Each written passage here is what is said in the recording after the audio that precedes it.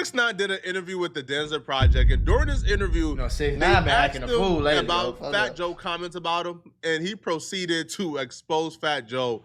And we're gonna cover it in this video, and even do like a deep dive into the accusations, because I fact checked what 6ix9ine said, and it's 100% true. Right.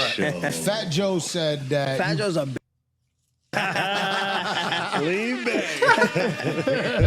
We've been leaning back for 20 years, man. Like, He said you crowned yourself the rat leader and you wrote the 48 laws of snitching. So let's pause here real quick. And See, that's that weird shit I be talking about, bro. Like, if Fat Joe is 40, 50 years old, why do you care about snitching? Like, what the fuck? You ain't been in the streets in 35, 40 years, bro. back to what Fat Joe has been saying about 6ix9ine over the years. Because Fat Joe has been relentless on 6ix9ine over the years. We got statements from like 2-3 years ago on Math Hoffa of him calling 6ix9ine out of his name. And we got statements from as recently as like last month of Fat Joe going off on 6ix9ine. So 6ix9ine is like what? A top 3, top 4, like biggest rat in hip hop history. Yeah. Cool. Like if you consider Alpo is Alpo a hip hop figure, he's part of the culture, I would say. But 6ix9ine is probably the most famous rat in hip hop history. For sure. Okay. For sure. So whenever we think about ratting, especially in this new age when it comes to snitching in hip hop, we think about 6ix9ine. True. Now, when Fat Joe was on Math Hoffa, Fat Joe called 6ix9ine a P, called 6ix9ine a B, and his frustration, though, actually came because he warned 6ix9ine about the Rico and what was going to happen, but 6ix9ine never took his advice and then went all bad once he got into the situation. This show gonna get me in trouble. Oh, this Math Hoffa. Okay, I know that. I gotta go. After warning Tekashi. Because I saw it when you sat with him. And I was like, Joe is trying to put him on right now, and I'm don't gonna think just he's be getting honest it. with you. Damn, you went there? Yeah, I went there. This is a sucker. Oh. He's He's a sucker. sucker. A sucker job. I'm talking to sucker. Talk, let me get, yo, Okay. pop another bottle right there. No, I ain't drink. I'm dead It's sober. crazy. Talk that talk, man. Yeah. No, I'm dead sober. This dude here, this type of shit, this doing, I'm convinced he wanna die. I don't wish it on him or nothing like that, but I'm convinced he's miserable in his body. He can't look in the mirror. Nah, I don't know if he gotta be. He's a lot of He just got knocked. So now the man snitch, right? Cool, do you, whatever. I just don't, I don't like the taunting. I try to tell him, like, what happens? Like, yo, bro, listen, I didn't know if he really did it. I didn't know what was going on. The crazy shit is when I talked to him in that interview, I talked to him off the air, and he lied to me and told me, yo, this is just an image, I'm fronting this and this and that. He told me that in front of Shotty and them. They were standing right there with him.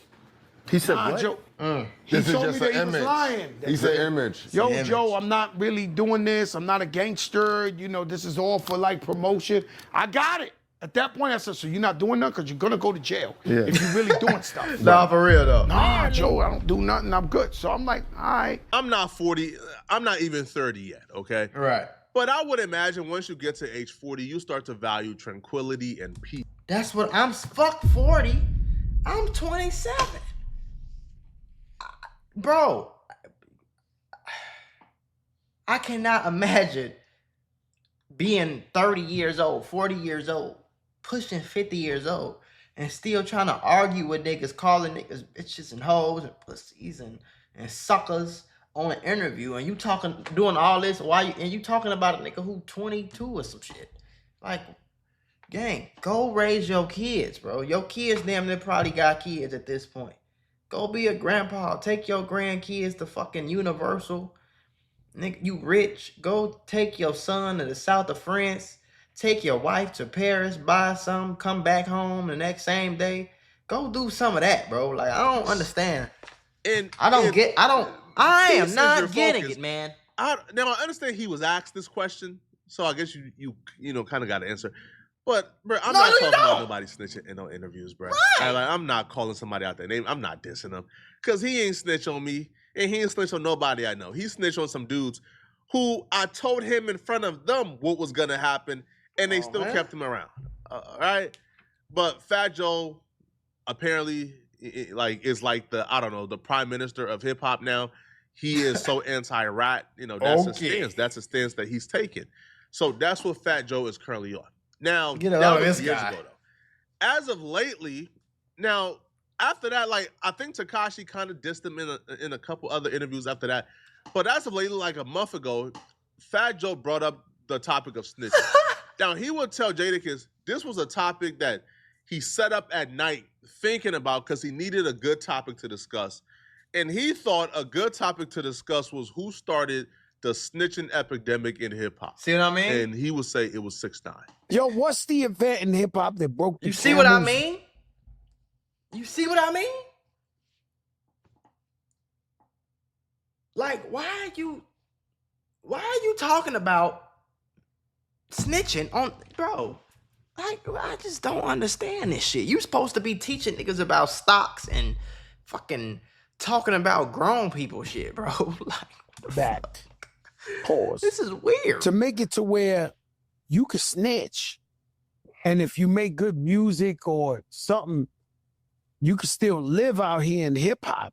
Like, what was the straw that broke the camel's back in hip hop, where we had a code and there is no code no more? There just isn't no code no more. And bro, stop acting like he the first person that snitched and came back on. What are you talking about, bro? It's snitches all through. Like, what are you saying right now, bro? This shit happened when we realized maybe there was a code. Okay. That code also came with a lot of dumb shit. And that code came up with niggas by niggas like you who just wanted to little guy to not snitch on you so you can keep doing what you doing while they go to jail. So stop trying to act like it was just this moral code that was just... Niggas have been snitching since the beginning of time. Ever since the police came out and they said, we're going to offer the person 2 years instead of the life sentence that he's about to get if he just tells us who did this. Niggas have been snitching, bro. So, like, what is you talking about? What do you think is this? It's not that big of a deal. It's not the end of the world. Do I think it's dishonorable? Yeah. Do I think it's kind of bogus in certain situations? Yes. But if you lock me up for some murder that I did not do, and you did it, I'm snitching on your monkey ass, bro. Like, I don't know what you want me to... event that, I remember growing up, even if you was fronting, you wasn't a real gangster, but you was spitting gangster rap. You wasn't with the rats like that. Right now, that's lame and weird. Too many of them. Sold out concerts. I don't think you can escape them. They all around. They're like New York City rats. Humans. It's rats everywhere. And everywhere is everything, Too many Fredos, not enough Michaels. That's a fact. Some of these guys got to take a boat ride, never come back. Sammy the Bull is the most famous rat on the earth. Sammy the Bull. Sammy the Bull didn't rat no time. He the most famous rat on earth. He ain't ratting no time soon, bro. The nigga like 70, 80 years old. He rapped 50 years ago. You came Alpo. Guy everybody looked up to, charismatic, Harlem fly, Louis Vuitton, this, that, Toll. He did that, right? Shout out to Wayne Perry and Wayne Perry Jr. Then, in hip-hop, the day 6ix9ine sat on that stand. Yo. No! Man. You remember, if you're watching the story, they taking him to court in bulletproof vests. They acted like he was telling on El Chapo. He put a lot of good people in jail, man. Facts. Come on, he put a lot of good people in jail. What is we talking about, bro? What is we talking about? That shit just be a cop-out, bro. They was gonna go to jail anyway. What is wrong with your crazy ass, bro? That's another thing I don't be liking. Like, it was already evidence on all of them. You don't go lock a nigga up because somebody snitched on you, gang. You lock a nigga up because you have evidence. This is the... No, we gotta put him away till his time. Yo, my feeling is gonna get close. You feel it? I feel his time has come. I feel his time is gonna be soon, though. We don't need a lot. Yeah. Does it not matter no more? And I believe 6ix9ine, when he gave guys 20 years in jail. All the guys he was like, he gave guys. He fucked my wife, but he did. That means nothing. There's a man that works in a bodega that never been a criminal in his life see some shit and he won't tell. Before we hear from 6ix9ine, I guarantee he'll tell if that person kidnaps him. You see what I mean? Like, it's just, I want to put y'all on to some of the easiest money you'll ever make in your life. Freecash.com is a website that allows you to literally get paid hundreds of dollars just for playing video games on your phone. All you need is an email and a password. Follow the directions on each of the campaigns and you can earn at least $100. My personal favorite game to play was Sunrise Island, and when I clicked on it, they had a $370 bonus. I got $370 just for playing a video game on my phone. On average, it only takes about 17 minutes for most people to start earning money on Freecash.com. So if you need some free, easy, extra money, go to Freecash.com, click the QR code right here, or go in the description below and start getting that bag. You did? It's all weird, bro. Don't get me wrong. I get the no snitching shit, whatever. But, nigga, if you kidnap me, rob me, do all this backstabbing weird shit to me, and we get locked up, bro, I'm not about to be loyal to a nigga who's disloyal to me. And I don't give a fuck what you want to call that, whether it's snitching, bitching, switching, whatever you want to call it, bro. I am not going in this jail and going to do 20 years when I can get out right now for a nigga who was kidnapping me and robbing me. I'm just not, I'm sorry. I don't give a fuck about what code you talking about. my question to that would be, what does that have to do with the music?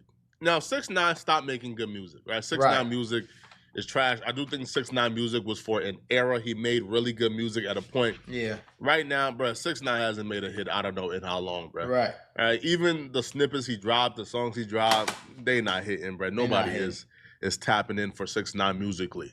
No. But what does that have to do with the music, right? When 90% of hip-hop's consumers aren't from the streets. Nothing with the streets. 90% probably ain't never been from the streets. I think y'all overestimate how many people truly grew up in the streets, even among, let's say, the black fans, right? The black consumers. I think y'all overestimate how many black people live or grew up in the hood, right? They overestimate More it, bro. black folks grew up outside. And even if they grew up, I know more niggas in the hood that wasn't on that than I know niggas who was outside killing people or shooting niggas and robbing niggas. It's not that many of them. It's probably a few of niggas in every hood that's just consistently robbing niggas. And most niggas in the hood is like, man, it's some bullshit. I'm finna go take my ass. Like, you know what I mean? It's more of those niggas than you realize, bro. It's more niggas in the hood that just go get a job, go to college and shit. It's more of them than you actually realize. You know what I'm saying? The people who actually from the streets and live by the streets and really grew up in the streets is like 2% of the fucking people. Like, you know what I'm saying? So you don't care. That's just a fact. So nah, bruh. If we ain't street dudes, the code of the streets don't apply to us, bruh, then why would it apply in hip hop and the music? Right. Yo, go to any rap concert you want to go to this year. Go to the biggest rap concerts this year. 70% is non-black. Probably 80 to 90% is non-black. If we being 100% honest here, bro, depending on who the artist. And it's been like that because most black people don't have the resources, the time, or the money to pay for a fucking concert. Usually the concerts are in the suburbs, my nigga. And the suburban people are usually white. And the white people have the money, the time, the energy, all that shit to go to the concerts. Then it's gonna be a few niggas from the city and the other black people from the suburbs.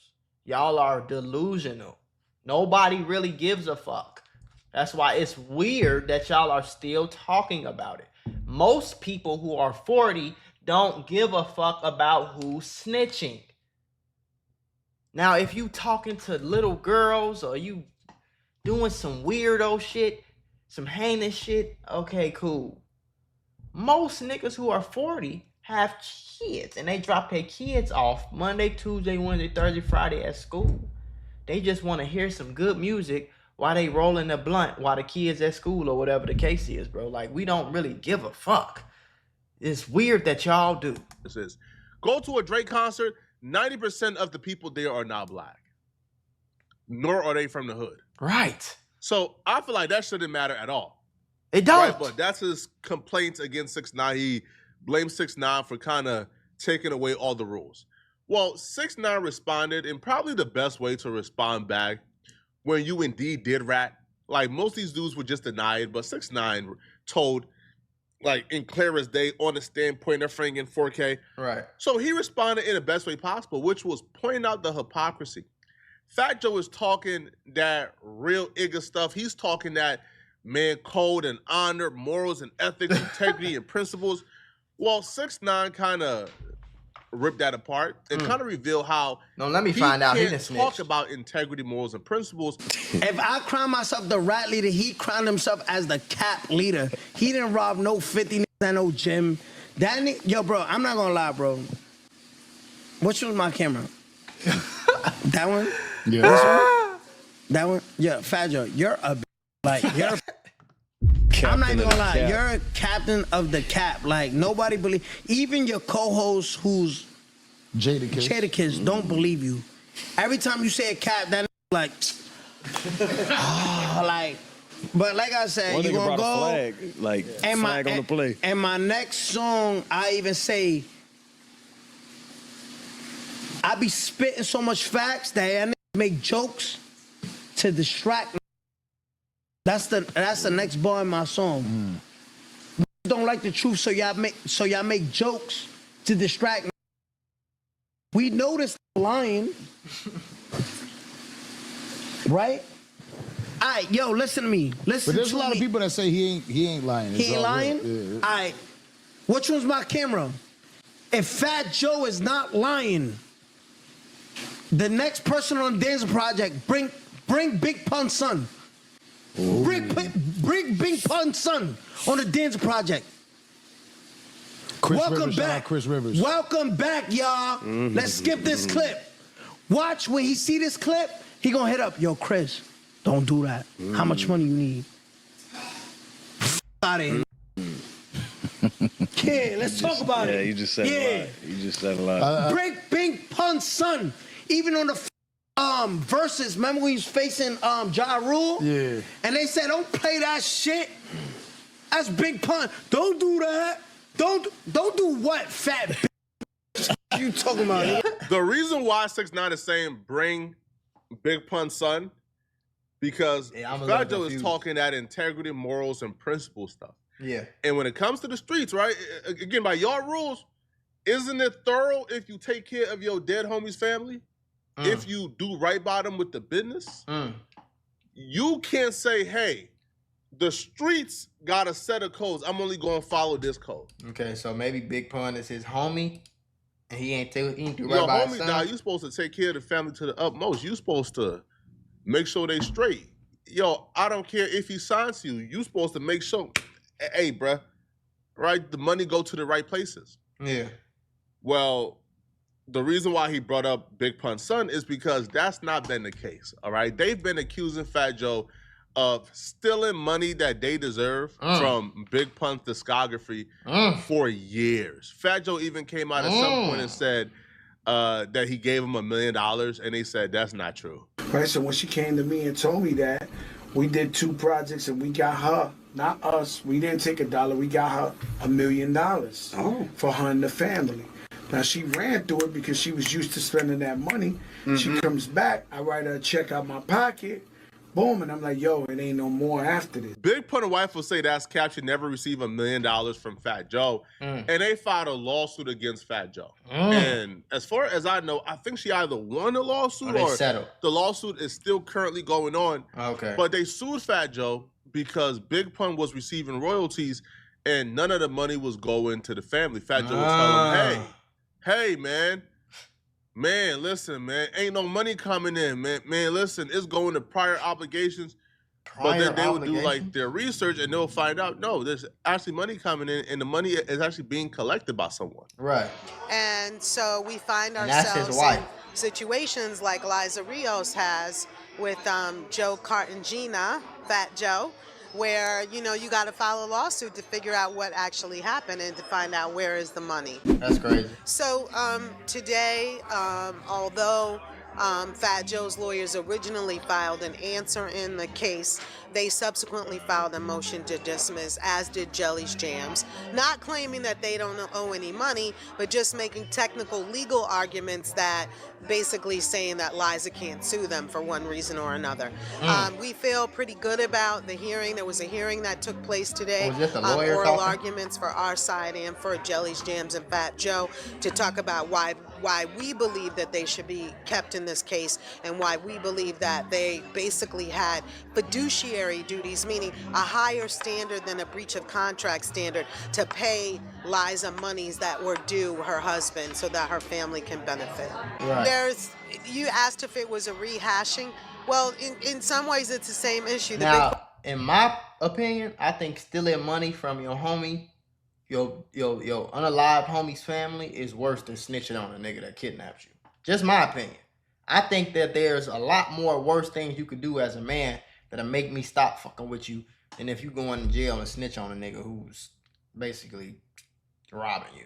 Like, question is, where's the money, right? Right. So, and there's some new information has come to light just of late that is setting some light on what happened to the money.